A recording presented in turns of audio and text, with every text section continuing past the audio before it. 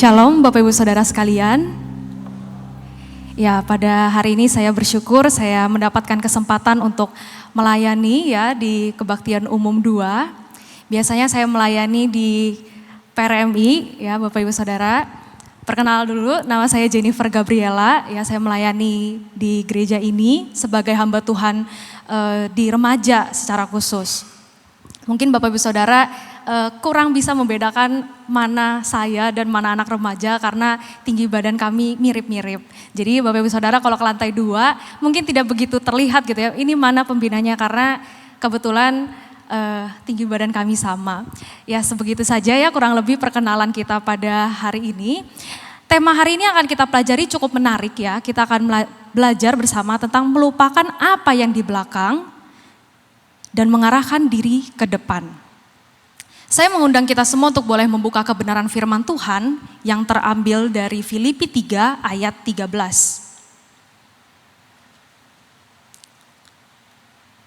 Bagi Bapak Ibu yang mau melihat di depan juga saya persilahkan. Saya akan membacakannya bagi kita sekalian, Filipi 3 ayat 13.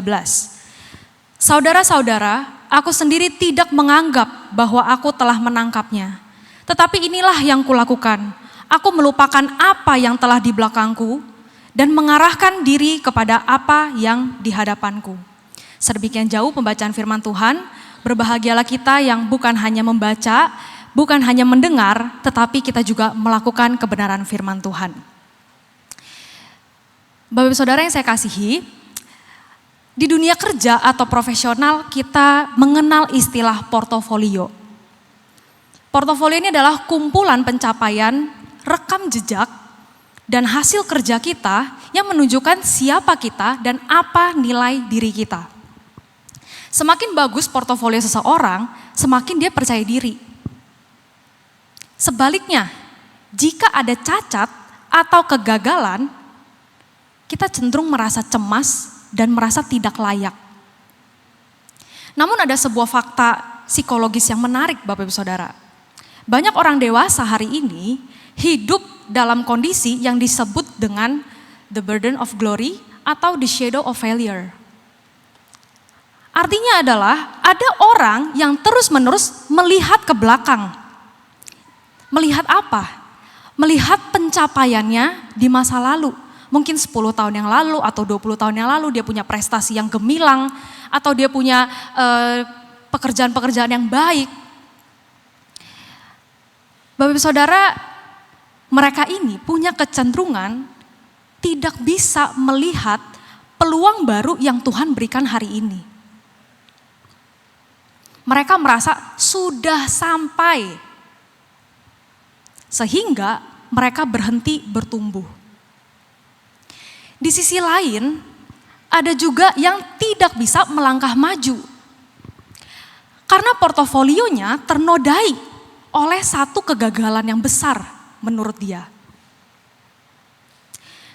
Mungkin kegagalan dalam mendidik anak, mungkin kebangkrutan waktu berbisnis, atau mungkin juga kehancuran dalam rumah tangga. Mereka merasa hidup mereka ini sudah tamat. Mereka merasa tidak ada lagi harapan di masa depan. Tanpa kita sadari Bapak Ibu Saudara, portofolio masa lalu itu baik yang sangat indah ataupun yang sangat buruk seringkali itu menjadi jangkar yang menahan kapal kehidupan kita untuk terus melaju ke depan. Kita terjebak dalam memori sampai lupa bahwa sebenarnya Tuhan telah menyiapkan rancangan yang begitu indah bagi kita semua. Hari ini kita akan belajar dari Paulus melalui perjalanan hidupnya. Bapak Ibu Saudara, Paulus adalah contoh yang baik ketika kita berbicara soal pencapaian dan kegagalan. Saya mau ngajak kita semua untuk melihat portofolio kehidupan Paulus sebagai orang Yahudi. Saya mohon maaf kalau tulisannya tidak terlihat ya. Tapi kita akan perhatikan bersama, saya pakai bahasanya Gen Z dan Gen Alpha, saya menyebut Paulus si paling Yahudi. Kenapa begitu? Karena untuk orang Yahudi pada masa itu, mungkin Paulus ini adalah tipe orang yang layak mendapatkan tiket VIP untuk masuk surga. Bapak saudara, kita perlu melihat gitu ya backgroundnya Paulus sedikit. Paulus itu sudah disunat waktu dia berumur seminggu. Dan ini sesuai dengan apa yang Tuhan perintahkan kepada Abraham waktu pertama kali Abraham dipilih Tuhan untuk dijadikan umat pilihan. Paulus juga keturunan suku Benyamin, termasuk dalam 12 suku Israel. Kedua orang tuanya juga adalah orang Ibrani yang asli, yang murni, pure blood. Dia juga merupakan anggota kelompok Farisi yang sudah pasti mentaati semua hukum Taurat. Bahkan kefanatikannya, dia sampai di level berani menganiaya bahkan membunuh orang-orang Kristen pada waktu itu. Dan seluruh tindakan dia ini, hidupnya Paulus diakui oleh seluruh umat Yahudi bahwa inilah kehidupan orang Yahudi yang benar dan sesuai dengan hukum Taurat. Dia gak ada cacat celah sama sekali. Tapi Bapak Ibu Saudara, itu semua berubah waktu dia ketemu dengan Tuhan Yesus waktu dia perjalanan ke Damsyik. Ngapain dia ke Damsyik? Dia sedang merencanakan untuk kembali menganiaya orang-orang Kristen di daerah sana. Semua prestasi ini sudah tidak lagi berarti Bapak Ibu Saudara. Dia menganggap semuanya ini tuh sampah. Karena perjumpaan dengan Yesus itu mengubah kehidupannya 180 derajat. Jadi dia anggap semua portofolionya ini adalah sampah. Bagian Alkitab yang tadi kita baca bersama ditulis Paulus kepada jemaat di Filipi. Yang terdiri memang dari orang Kristen Yahudi dan yang non-Yahudi. Itu sebabnya istilah sampah yang dipakai Paulus sebenarnya punya makna yang begitu tajam. Bagi orang Yahudi pada masa itu, masa lalu Paulus ini adalah portofolio yang cemerlang. Ini adalah benar-benar dia menghidupi kehidupannya dengan sangat baik. Ini prestasi Bapak Ibu Saudara. Dan ini bisa dijadikan kebanggaan rohani. Sebaliknya, bagi orang Kristen non-Yahudi pada waktu itu, ini adalah aib. Bagaimana enggak? Dia membunuh orang Bapak Ibu Saudara. Ini dosa yang tidak termaafkan. Apalagi kalau kita adalah mungkin keluarga dari si korban. Pasti sangat menyakitkan, sangat menakutkan. Dan ketika kita dengar Paulus ternyata menjadi seorang rasul Yesus, kita menjadi tidak percaya bagaimana bisa dengan dosa yang sebegitunya dia melayani Tuhan. Tentu ini jadi aib. Namun Paulus tidak mau menjadikan dirinya atau jemaat di Filipi terjebak di posisi itu. Bagi Paulus entah itu kebanggaan karena prestasi agama dia yang begitu baik, atau keterpurukan dia karena dosa dia di masa lalu yang dia membunuh banyak orang itu, dua-duanya itu dia anggap sampah. Atau dengan terjemahan yang lebih tepat ya, keduanya itu adalah sampah ya, kotoran yang menjijikan yang harus dibuang. Supaya kita bisa fokus pada satu hal yang paling utama, yaitu pengenalan akan Kristus. Bapak Ibu Saudara, kalau kita memikirkan dan berkaca gitu ya dari apa yang Paulus sampaikan kepada jemaat di Filipi yang juga hari ini disampaikan kepada kita semua, ada satu pertanyaan reflektif yang perlu kita pikirkan bersama. Apa yang hari ini kita genggam erat dan kita anggap sangat amat berharga, padahal di mata Tuhan itu semua menghambat pertumbuhan iman kita.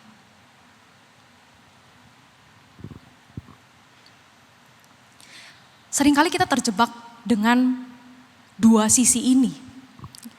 Seperti jemaat di Filipi. Sisi pertama, adalah kebanggaan. Ini berbicara tentang portofolio rohani yang mungkin membuat kita merasa lebih baik atau lebih suci daripada orang lain. Mungkin ada di antara kita yang merasa sudah aman gitu ya. Apalagi kita yang sudah mengenal Kristus dari kecil. Kita sudah ke gereja, kita sudah melayani, kita bahkan memberikan persembahan, perpuluhan. Semuanya kita kasih untuk Tuhan. Kita merasa aman. Kita merasa, ya aku sudah melakukan apa yang diminta oleh Tuhan.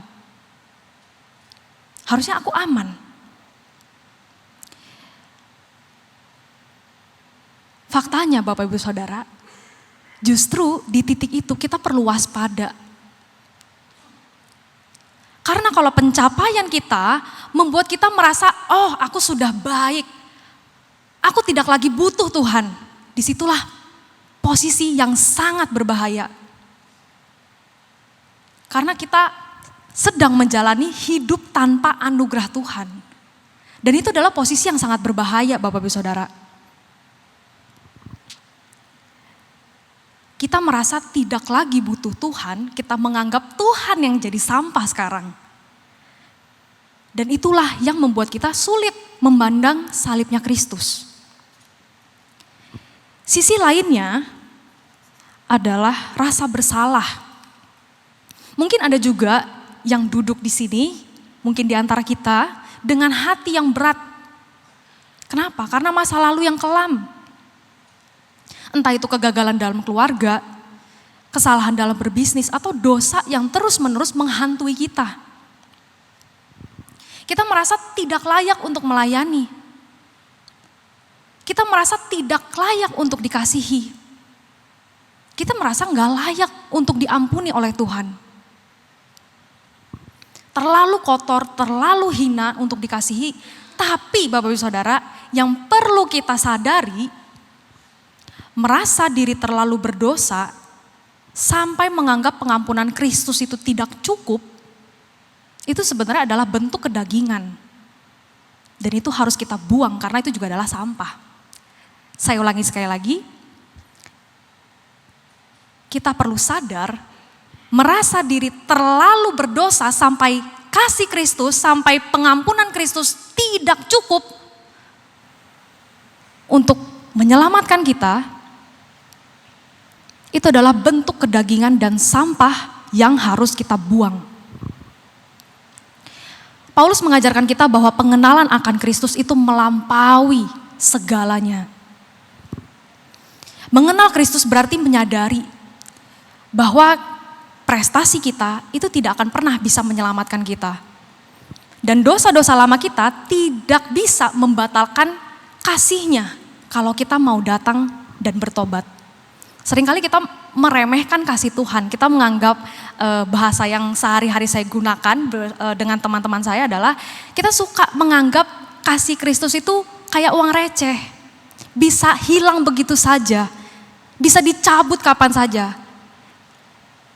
Padahal faktanya kasih Tuhan itu tidak begitu cara bekerjanya. Kasih Tuhan itu tetap dari dulu, sekarang, dan selamanya. Bapak Ibu Saudara,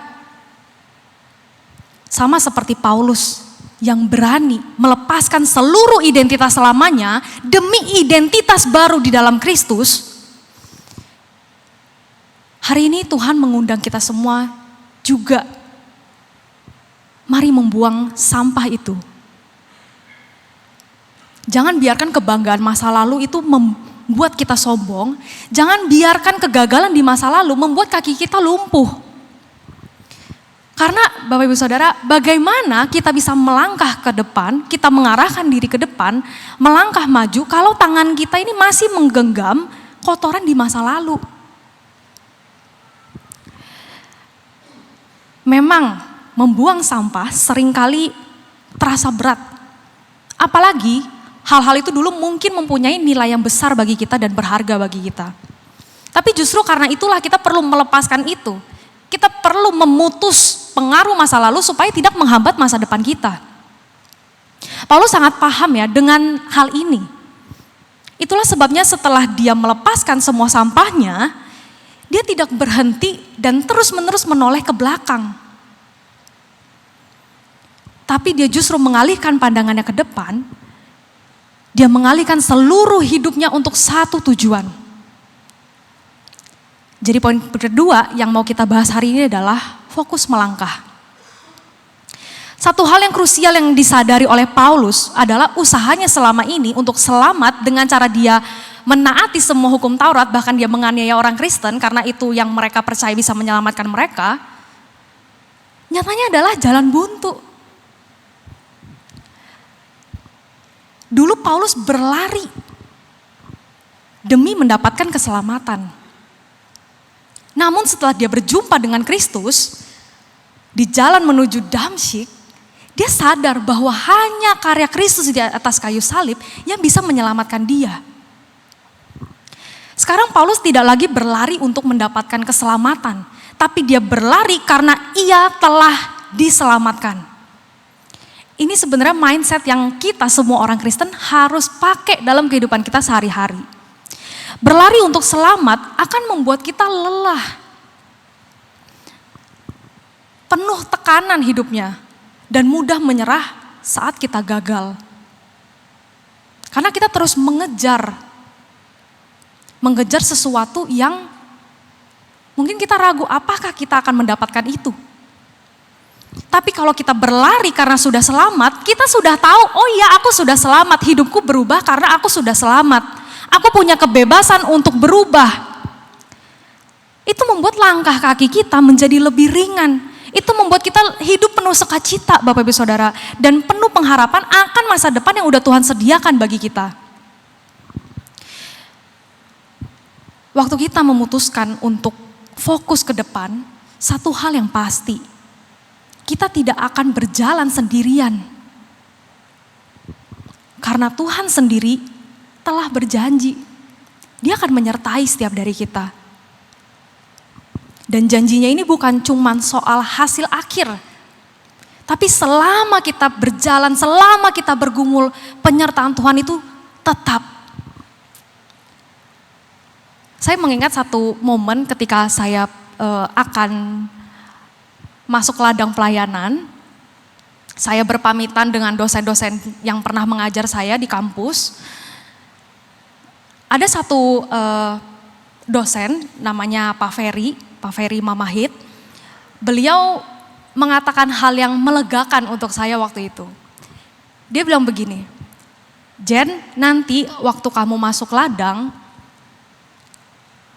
kamu harus tinggalkan semua masa lalumu, pembentukan-pembentukan yang mungkin menyakiti kamu di tempat ini. Maksudnya di kampus pada waktu itu. Supaya apa?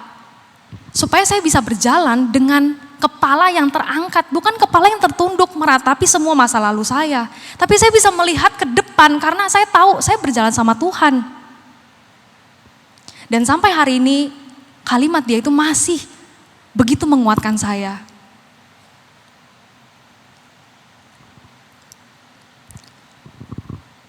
Inilah yang seharusnya juga kita lakukan. Terus melangkah ke depan meskipun langkah kita itu terasa berat. Meskipun semua perjuangan kita rasanya sia-sia. Tapi Bapak Ibu Saudara, ada damai sejahtera yang Tuhan janjikan. Yang akan kita rasakan. Dan ini melampaui segala akal pikiran kita. Karena sekali lagi dia sendiri yang akan menuntun setiap jalan kita. Jalan demi jalan, langkah demi langkah. Itulah alasan kenapa Paulus memilih dan dia mampu untuk menjalani kehidupan dia, fokus ke depan dengan kehidupan barunya bersama dengan Kristus. Ini yang seharusnya kita lakukan. Kita tidak akan pernah bisa berlari maju ketika kita masih dirantai oleh penyesalan di masa lalu, masih memegang kendali, masih berusaha memegang semua prestasi kita di masa lalu. Bapak Ibu Saudara, saya percaya kita semua sebenarnya sulit melangkah juga karena kita takut sendirian dan takut gagal. Entah udah berapa percobaan yang kita lakukan, tapi kita gagal lagi dan gagal lagi. Tapi percayalah, penyertaan Tuhan itu tetap ada.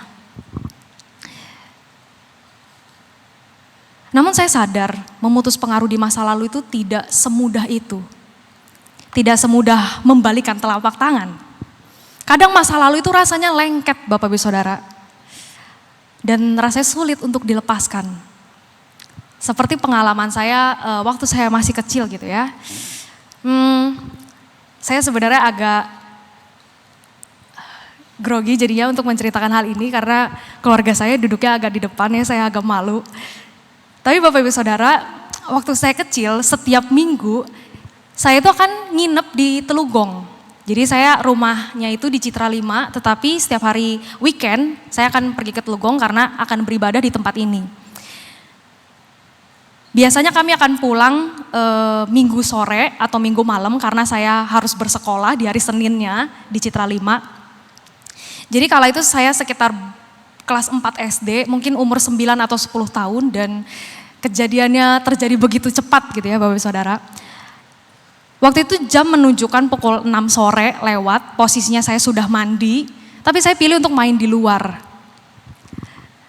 Bayangkan Bapak Saudara, jam 6 sore, posisi sudah mandi, saya pilih main di luar bersama dengan teman-teman yang ada di gang itu. Kami memutuskan untuk main petak umpet. Mama saya ini udah berteriak gitu ya, dari sebelum saya pakai sendal dan segala macam, mama saya udah bilang mau kemana gitu. Saya bilang, bentar doang. Padahal kami mau main di bawah gitu ya. Jadi mama saya sudah berteriak menyuruh saya pulang berulang kali, tapi saya tidak mau mendengarkan dan saya tetap pilih untuk main. Saya tidak peduli gitu ya. Waktu saya sedang mencari tempat bersembunyi, tanpa sengaja saya terpleset dan kaki saya masuk ke dalam got Bapak Ibu Saudara. Iya, faktanya memang di zaman itu Telugong itu gotnya sangat banyak dan gotnya itu jaraknya besar-besar gitu ya. Jadi jalanan sama got tetap gede jalan, cuman gotnya itu juga besar gitu ya. Jadi rencananya saya itu mau ngumpet di balik mobil dan mobil itu diparkir deket banget dengan got itu. Jadi saya kakinya masuk sepaha gitu ya, sepaha. Dan tekstur air gotnya itu adalah berlumpur Bapak Ibu Saudara, hitam, pekat dan bau. Dan itu sebenarnya sangat memalukan Bapak Ibu Saudara ya, karena saya jadi tontonan. Apakah saya nggak berusaha untuk keluar dari got itu? Tentu saya berusaha Bapak Ibu Saudara, saya takut dimarahin. Jadi lebih baik saya keluar sendiri, udah gitu saya cuci kaki saya, ya udah saya naik ke atas. Tapi nyatanya nggak bisa, saya tidak bisa berkutik. Sekali lagi kaki saya kelelep sepaha dan tekstur air gotnya adalah lumpur. Semakin saya bergerak, semakin masuk juga kaki saya. Jadi saya membutuhkan seseorang untuk menolong saya keluar dari got itu. Puji Tuhan mama saya itu turun, ya entah dikasih tahu siapa, mama saya turun dan berusaha menarik saya tapi nggak bisa. Akhirnya mama saya nanya gitu ya, jadi mama saya tanya, kok lu berat amat sih? Padahal waktu itu saya kurus banget Bapak Ibu Saudara. Saya sangat kurus sehingga harusnya mudah untuk ditarik. Tapi itu nggak bisa. Dan saya tahu kenapa. Akhirnya saya mengaku, iya ini sendalnya nyangkut. Akhirnya mama saya bilang, udah lepasin aja sendalnya nanti kita beli lagi. Tapi apakah saya melepaskan sendal itu begitu saja? Tentu enggak. Kenapa sehari-hari saya pakai sendal itu kalau nggak sekolah? Ke Indomaret, kemana-mana, saya pakai sendal itu. Dan sekarang sendal itu harus saya lepaskan, nanti pulang saya pakai apa? Saya merasa saya pasti bisa menyelamatkan sendal ini bersama-sama dengan saya bawa sendal ini. Tapi nyatanya nggak bisa Bapak Ibu Saudara, ditarik berkali-kali tetap nggak bisa. Akhirnya mama saya membujuk saya terus, udah lepasin aja nggak apa-apa, nanti kita beli lagi yang baru, kita beli lagi. Akhirnya saya pikir baiklah, sendal ini juga tidak bisa ditarik dan orang-orang semakin ramai, saya semakin malu, baiklah saya lepaskan sendal itu. Akhirnya saya dengan mudah diangkat. Habis itu saya dimandiin dan tentunya saya dipukul. Karena saya tidak dengar, ya tipikal Asian family gitu ya. Udah salah, kena gitu kan, udah gitu dipukul pula. Ya tapi poin yang mau saya sampaikan adalah pertama, kita butuh sosok yang bisa mengeluarkan kita dari kubangan dosa atau pengaruh di masa lalu. Dan sosok itu kita temukan dalam Kristus. Puji Tuhan. Dia yang menyelamatkan kita, dia yang menangkap kita. dari perbudakan di masa lalu dan juga dosa. Yang kedua, masa lalu dan prestasi kita itu seperti sendal saya waktu itu. Kalau kita tidak bisa dan tidak mau melepaskan, ya kita nggak akan bisa diangkat oleh Tuhan. Kita nggak akan bisa hidup dalam rencana yang udah Tuhan sediakan. Jadi Bapak Ibu Saudara, ini bukan cuma tentang peran Tuhan yang mengangkat kita, tapi keputusan kita untuk mau diangkat. Bayangkan kalau waktu itu sendal saya tetap tahan di bawah. Saya tetap bertahan dengan sendal saya pikir saya bisa menyelamatkan sendal itu. Tentu saya nggak akan bisa diangkat. Yang ketiga Bapak Ibu Saudara, waktu saya dimandikan, saya merasa itu juga yang Yesus lakukan pada Paulus dan juga kita semua orang berdosa hari ini. Dia sudah membasuh kita dengan darahnya yang begitu mahal, dengan darahnya yang begitu kudus, sampai kita ini tuh sekarang sudah bersih. Kita bukan lagi masa lalu kita bukan lagi dosa-dosa kita. Kita adalah ciptaan yang baru. Memang Bapak Ibu Saudara, kita sudah bersih. Tapi kita juga perlu ya menghadapi konsekuensi akibat dari perbuatan kita. Tapi setidaknya Tuhan itu tidak menghukum kita. Setidaknya Tuhan itu tidak menghukum kita dan dia tetap menerima kita. Dia bahkan menyediakan rancangan yang begitu indah bagi kita di masa depan. Bapak Ibu Saudara, sebelum kita melangkah keluar dari ruangan ini, ada 3 hal yang perlu kita refleksikan bersama sebagai langkah hidup yang baru. Yang pertama, saya mengundang kita semua untuk bisa mengidentifikasi sendal yang nyangkut itu. Mungkin topik ini setiap orang punya sisi yang berbeda. Punya sendal yang berbeda. Dengan berbagai kenangan mungkin. Entah itu yang buruk, entah itu yang manis. Semua punya sendal yang berbeda. Namun pada saat ini saya mengundang kita semua untuk melihat, merenungkan kembali apa hal itu, apa hal yang masih kita tahan, apa hal yang masih kita genggam dengan erat. Dan itu yang membuat kaki kita berat untuk melangkah. Apakah itu mungkin kebanggaan atas prestasi kita, atau mungkin kenangan pahit di masa lalu akibat luka yang belum sembuh. Mari kita belajar seperti Paulus, mau menyebut itu semua sebagai sampah. Supaya kita bisa melanjutkan kehidupan kita dan fokus sepenuhnya kepada Kristus. Yang kedua, putuskan pengaruhnya. Bapak Ibu Saudara, saya bertemu dengan banyak orang yang kesulitan untuk memutus pengaruh dari masa lalu mereka. Beberapa waktu lalu saya melayani sebagai mentor ya di retret SMA Metodis.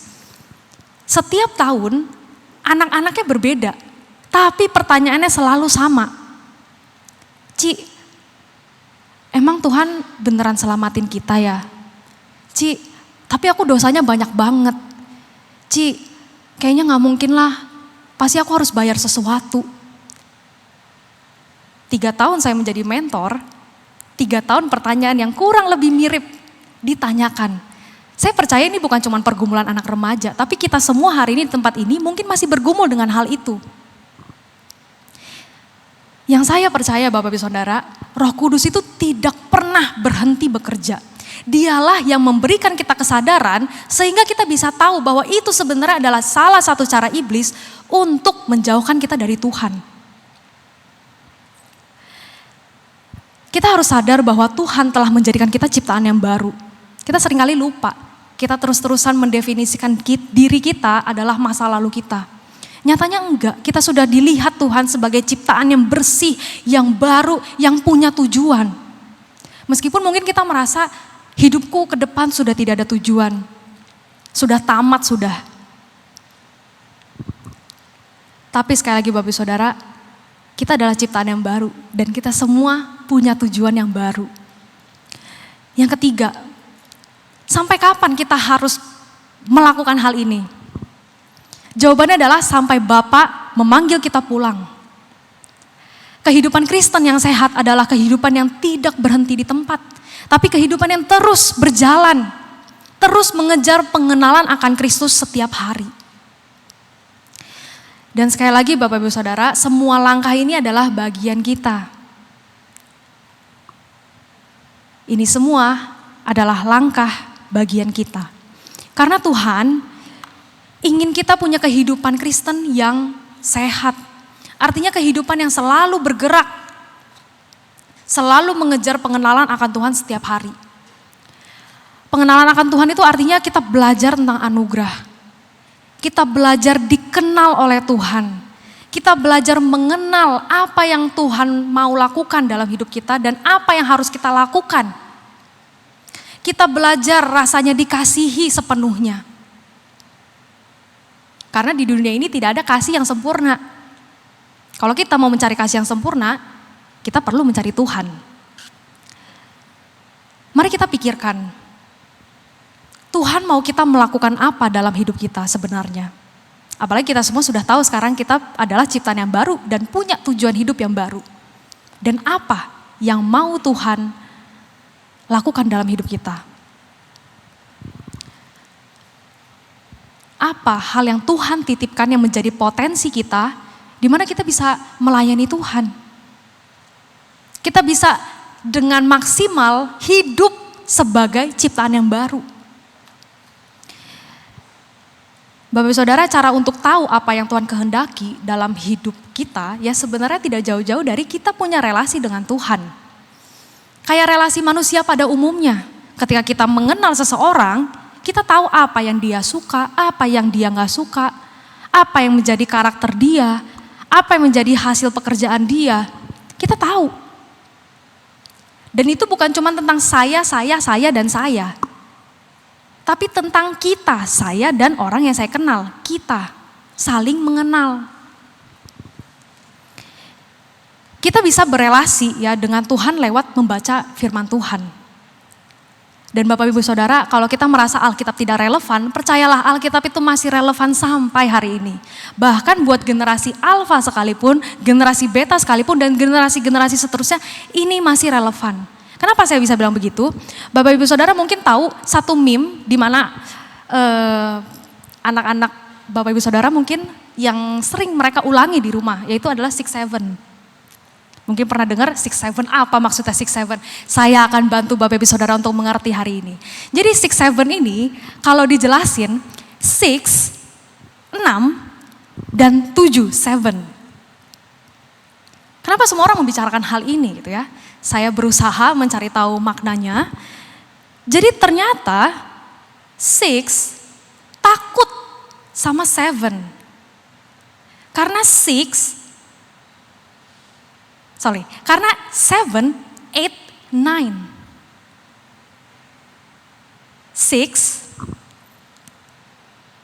takut sama 7 karena 7, 8, 9. 8 ini maksudnya makan, jadi 9-nya itu tuh dimakan, jadi si 6 itu takut. Oke, mungkin sampai situ apa kaitannya dengan Alkitab? Bapak Ibu Saudara, iblis dikenal dengan angka 6. Dan karya Kristus yang begitu sempurna dikenal dengan angka 7. Jadi 6 akan selalu takut dengan angka 7. Wow, saya pertama kali mendengar ini saya oke, baik, ini memang Tuhan itu jokesnya itu sampai detik ini masih relevan dengan kehidupan kita. Jadi saya percaya kita yang mungkin lebih senior daripada anak-anak kita, tentu Alkitab masih relevan. Jadi saya merasa tidak ada alasan bagi kita untuk tidak membaca Alkitab. Ya mungkin Bapak Ibu Saudara kalau masih kurang paham mungkin bisa ditanya ke anak-anaknya nanti ya, dipastikan lagi gitu ya supaya bisa ya dihitung-hitung kita belajar ya budaya gen alfa yang begitu unik. Ya Bapak Ibu Saudara, semakin kita mengenal Tuhan, semakin kita mengenal Tuhan lewat firman-Nya, semakin kita bisa mendengar suara Tuhan. Yang mungkin selama ini terdengar tidak jelas gitu ya. Tapi semakin kita mencuci otak kita, pikiran kita dari dunia ini dengan Alkitab, kita akan semakin bisa mendengar suara Tuhan dengan jelas. Bapak Saudara, ada satu hal lagi yang mau saya sampaikan mengenai pengenalan akan Tuhan dan apa tujuan hidup kita di dalam Tuhan. Kita bisa menemukannya lewat waktu kita berkomunitas. Ya, sekalian promosi ya, kita ada live. Bapak Ibu Saudara yang belum terlibat dalam live boleh mengambil bagian gitu ya untuk bertumbuh bersama. Kenapa saya bisa bilang begitu? Karena Bapak Ibu Saudara, ketika saya memutuskan menjadi hamba Tuhan, saya nggak tahu saya harus melakukan apa. Saya nggak tahu ke depannya saya akan melayani di bidang apa, saya akan menjadi seperti apa. Sampai teman saya yang bersama-sama kuliah di tempat itu, dia bilang sama saya waktu saya khotbah. Waktu itu khotbahnya karena pandemi, jadi kami khotbahnya di kamar asrama dengan pencahayaan seadanya dan wifi yang terputus-putus dikit. Dia menyampaikan seperti ini setelah saya selesai memberitakan firman Tuhan. Dia bilang, Jen, aku merasa kamu memang karunianya di anak remaja. Saya nggak tahu apakah itu pujian apa sedikit sarkas karena saya tidak menggunakan bahasa yang baku. Tapi di situ saya belajar, oke, semua orang itu punya spotnya masing-masing. Dan mungkin saya punya karunia di bagian itu. Jadi Bapak Ibu Saudara, saya sangat mendorong kita semua untuk bisa berkomunitas supaya kita bisa menemukan apa sih yang menjadi tujuan hidup kita di dalam Tuhan. Karena menurut saya, komunitas yang Tuhan sediakan itu memang direncanakan, dirancang supaya kita bisa bertumbuh. Supaya kita bisa saling mengasah satu dengan yang lain. Bapak Saudara, saya tahu bahwa melepaskan apa yang sudah menjadi bagian dari identitas kita selama bertahun-tahun tidak semudah yang saya katakan hari ini. Ataupun tidak semudah yang kita semua akan rencanakan setelah keluar dari ruangan ini. Tapi melupakan apa yang di belakang dan mengarahkan diri ke depan itu adalah sebuah perjuangan. Mungkin ada di antara kita yang merasa sudah terlalu lelah, aduh khotbahnya tentang ini lagi. Apa Tuhan gak lihat ya, aku sudah berulang kali mencoba. Bapak Saudara, faktanya Tuhan tahu. Tuhan tahu bagaimana perjuangan kita, Tuhan tahu bagaimana lelahnya kita terus mencoba. Tuhan tahu bagaimana kita terus berlari. Tuhan tahu. Kabar baiknya Tuhan tidak menunggu di sana. Tapi Tuhan itu yang datang ke dunia, dia bahkan menjemput kita di got itu, di titik terendah hidup kita, dan dia sendiri yang mengangkat kita dan memandikan kita dan terus menuntun langkah hidup kita sampai nanti kita pulang ke surga.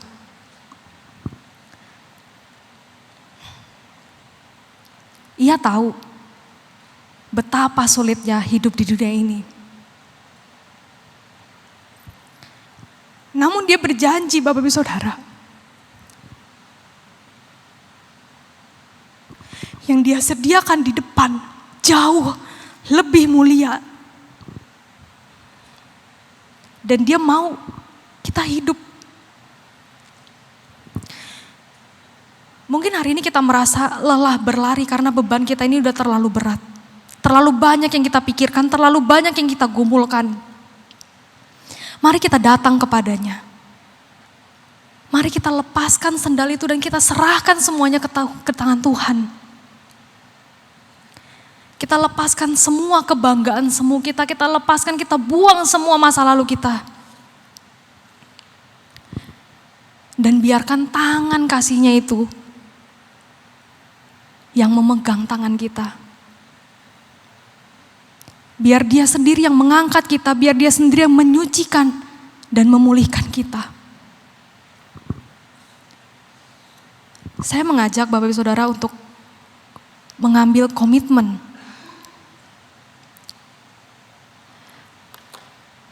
Kita tidak mau lagi menoleh ke belakang.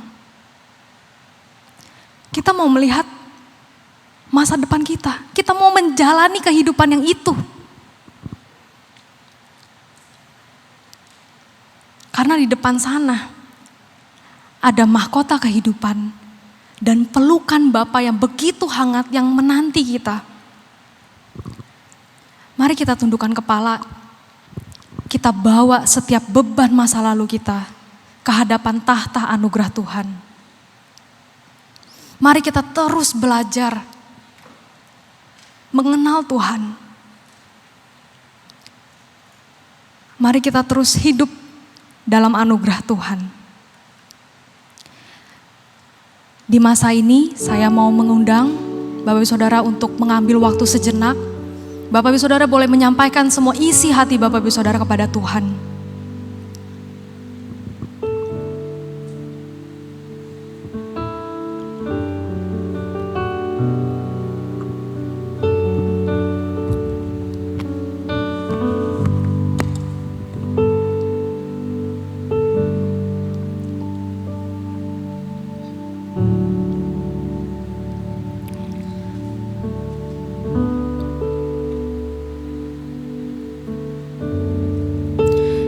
Bapa, inilah setiap kami, anak-anak-Mu, dengan segala kelebihan dan kekurangan kami datang ke depan tahta anugerah Tuhan, membawa setiap masa lalu kami, baik itu yang terus membuat kami bangga ataupun yang membuat kami terus sedih, membuat kami hidup dalam penyesalan. Tuhan, sampah-sampah ini kami mau membuangnya. Di hadapan Tuhan, kami butuh anugerah Tuhan. Mampukan kami ya Tuhan untuk terus berjalan dalam anugerah-Mu. Mampukan kami untuk selalu melihat salib Kristus yang begitu berharga, jauh melebihi apapun yang ada di dunia ini. Mampukan kami untuk bisa terus melihat anugerah Tuhan setiap hari selama kami hidup di dunia ini. Mampukan kami berjalan meskipun langkah kami berat. Karena kami percaya kalau tidak dengan Tuhan, kami tidak bisa apa-apa. Tuhan, pakailah setiap anak-anak-Mu di tempat ini, kami semua. Dengan hidup kami yang baru ini, kami mau memulai kehidupan yang Tuhan sudah rencanakan bagi kami semua. Tolonglah kami ya Tuhan, karena kami percaya rancangan Tuhan jauh lebih berharga daripada rancangan kami. Bapak Ibu Saudara, saya mengundang kita semua untuk boleh menyanyikan pujian ini sebagai komitmen dari hidup kita.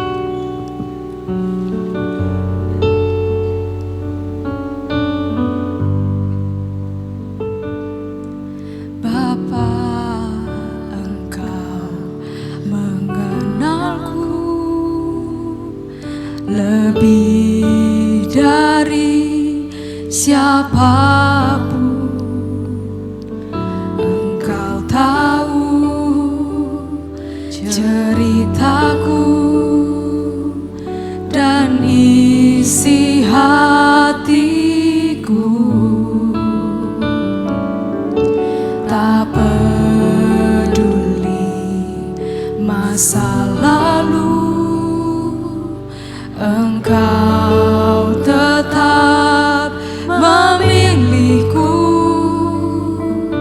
Ubahkanku, sempurnakan, jadi karya yang indah. Kini aku percaya tiada yang mustahil bagimu. Kuasa-Mu kuatkanku, dasarku berharap. Kini aku berserah pada rancangan-Mu bagiku. Ku ikut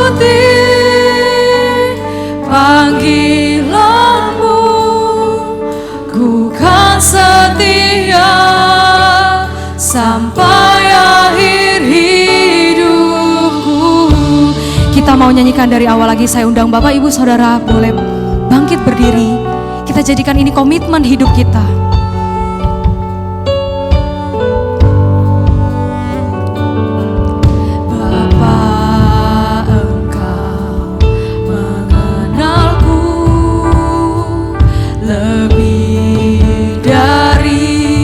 Siapapun Engkau tahu ceritaku dan isi hatiku. Tak peduli masa lalu, Engkau tetap